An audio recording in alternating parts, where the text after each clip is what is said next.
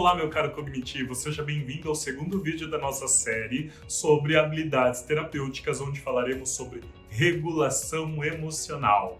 Espero que você tenha visto o primeiro vídeo, onde falamos sobre o modelo ABC, a importância dos nossos pensamentos influenciando os nossos estados emocionais e os nossos comportamentos. Um dos temas centrais em terapia é ajudar os nossos pacientes a lidar de uma forma melhor com as suas próprias emoções. Todo mundo já experimentou de alguma forma alguma emoção desagradável mais intensa ou se relacionou com alguma emoção de forma a impedir alguma ação ou a impulsionar uma atitude mais inconsequente, agido de uma maneira mais impulsiva naquele momento. A regulação emocional é uma das habilidades necessárias para a gente poder viver melhor, se relacionar de uma forma melhor e entender a função das emoções, lidar com elas de uma forma adaptativa no nosso cotidiano. Todas as emoções são boas. Todas as emoções têm uma função na nossa vida. Anota isso daí. Todas as emoções são boas, todas as emoções têm uma função. Algumas emoções são agradáveis, outras emoções são desagradáveis, mas todas são boas porque elas têm uma função adaptativa do ser humano. As emoções, elas qualificam as situações pra gente. Aquilo se torna prazeroso ou desprazeroso. Eu entendo que é algo que eu desejo repetir ou algo que eu desejo modificar. Na maioria das vezes, o problema não está naquilo que a gente sente, está na forma que a gente lida com o que sente. O que você faz quando alguma emoção mais intensa atinge você? O que você faz quando uma emoção desagradável também toma conta aí do seu organismo? A gente tem alguns autores que vão diferenciar emoções de sentimentos. Emoções seriam estados mais primários, selecionados aí pela nossa evolução. Então a gente tem a alegria, a tristeza, o medo, o nojo, a raiva como emoções primárias. E os sentimentos seriam emoções secundárias, vindas da nossa reflexão e do nosso aprendizado social, como inveja, orgulho, vergonha, o senso de realização pessoal. Tudo isso é aprendido culturalmente. Aqui nesta aula, a gente indifere se a gente vai usar o nome emoção ou sentimento, porque tudo diz respeito a estes estados emocionais que ocorrem dentro de nós e a forma que nós vamos lidar com eles ao longo da vida. É possível regular as nossas emoções a fim de que a gente haja de uma forma mais assertiva? Pensando em alguns processos. E nessa aula a gente vai falar de 6 processos de regulação emocional. Quando a gente fala regular, às vezes as pessoas têm uma falsa ideia sobre controle das emoções. Nós não vamos controlar a ativação emocional. Nós vamos buscar melhorar a forma que nós lidamos com estas emoções que aparecem aqui. Primeira coisa é avaliar os nossos pensamentos. Você não aprendeu na aula passada de que os nossos pensamentos influenciam diretamente naquilo que a gente sente, naquilo que a gente faz?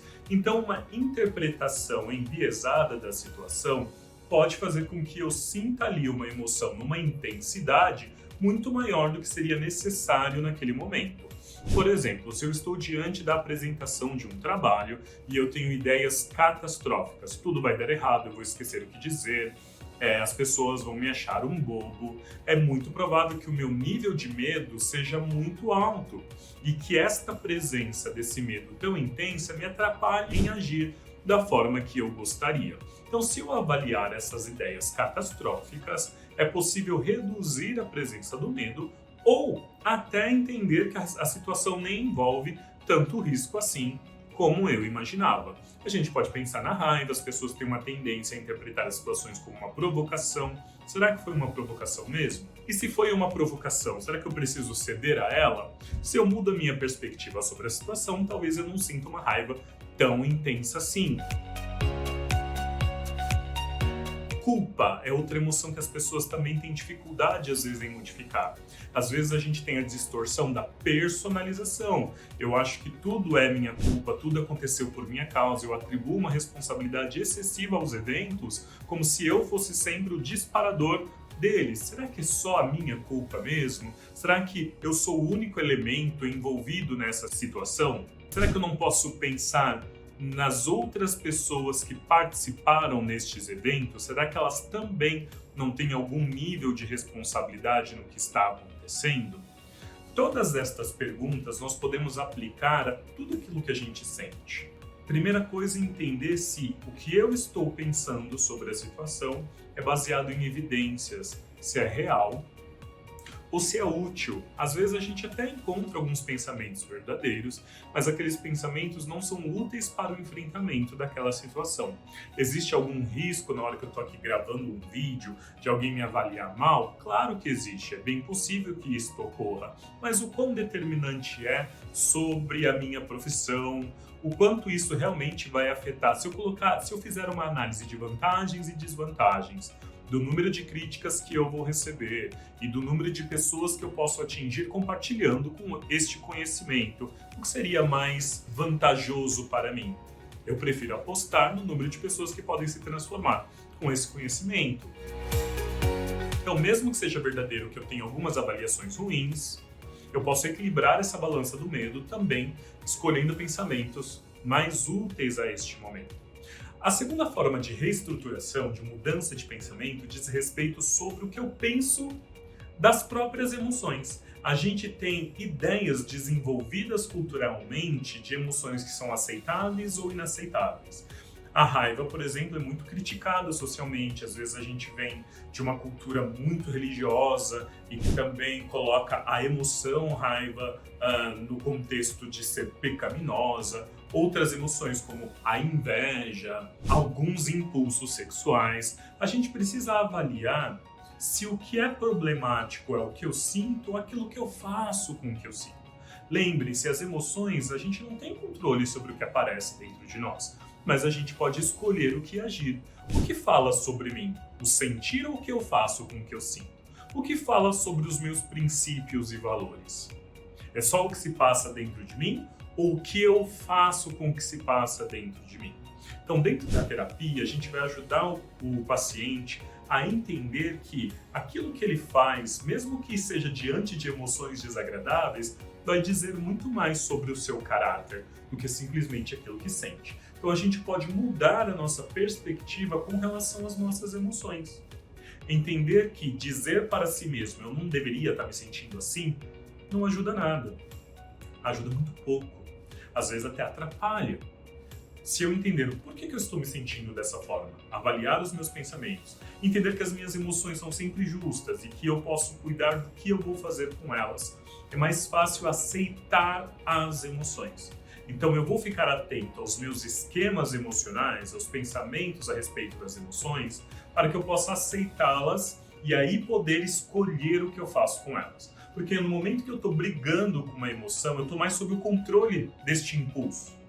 Ou eu estou me esquivando do medo, ou estou agindo agressivamente com base na raiva, estou sob o controle daquela emoção. Se eu consigo aceitá-la e olhá-la com um certo distanciamento e me perguntar o que eu quero fazer com isso que eu estou sentindo. Se eu conseguir me fazer esta pergunta naquele momento, eu vou conseguir escolher uma ação mais adaptativa para lidar com as minhas emoções. Se for difícil, Júlio, o que eu sinto é muito forte, é muito intenso. Então, talvez uma outra forma de você regular as emoções, além de mudar os esquemas emocionais, é reduzir a excitabilidade de uma emoção. As emoções, elas não batem de uma forma igual. Às vezes a gente tem uma emoção muito intensa, às vezes a gente sente as coisas de uma forma muito razoável, e quando é muito intensa, é difícil pensar com clareza. Algumas emoções, elas inibem a atividade do nosso córtex, que é responsável, por o raciocínio mais lógico, para que a gente possa escolher de uma maneira racional. Então, a primeira coisa que eu preciso fazer diante de uma emoção muito intensa é reduzir essa excitabilidade. Eu posso sair do lugar onde eu estou, posso pedir licença, ir ao banheiro, beber uma água, respirar respirar diafragmaticamente. Então eu preciso puxar o meu ar aqui para a parte de baixo dos pulmões e inspirar calmamente, contando até 3, e expirar calmamente, contando até 5 ou 6. Esse movimento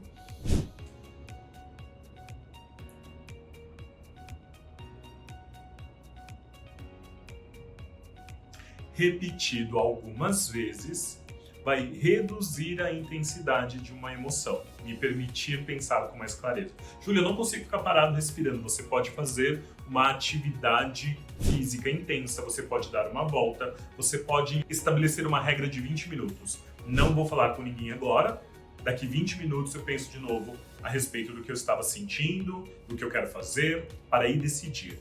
É uma das estratégias para que a gente evite atitudes muito impulsivas que a gente venha se arrepender depois. Então, reduzir a excitabilidade da emoção. Você pode procurar uma outra forma para regular as suas emoções, é o apoio social. Procura alguém para conversar sobre isso. Pode ser o seu próprio terapeuta, pode ser um bom amigo. E quando eu falo um bom amigo, cuidado, porque existem pessoas que colocam lenha na fogueira, né? Riscam fósforo na gasolina. Tá pegando fogo, bicho! Então, se você já está sob uma emoção muito intensa e você procura alguém também que é muito impulsivo, muito reativo, talvez não seja uma ajuda adequada. A busca de um profissional da saúde, o seu terapeuta, um amigo que seja mais ponderado pode te ajudar naquele momento a rever a sua perspectiva sobre a situação, a te acalmar com uma palavra ali mais amigável, compreensiva sobre o seu estado emocional. Então, tudo isso pode favorecer também a sua regulação emocional. E, por fim, a última estratégia que a gente pode pensar aqui é a resolução de problemas. Nós passamos por várias estratégias antes de chegar nessa. Por quê? Primeiro, eu preciso avaliar se eu não estou distorcendo o meu pensamento sobre as situações, se eu não estou distorcendo o meu pensamento sobre as próprias emoções, reduzir a estabilidade da emoção, procurar apoio social, conversar com alguém a respeito, e aí eu me envolvo na tarefa de tentar resolver um problema.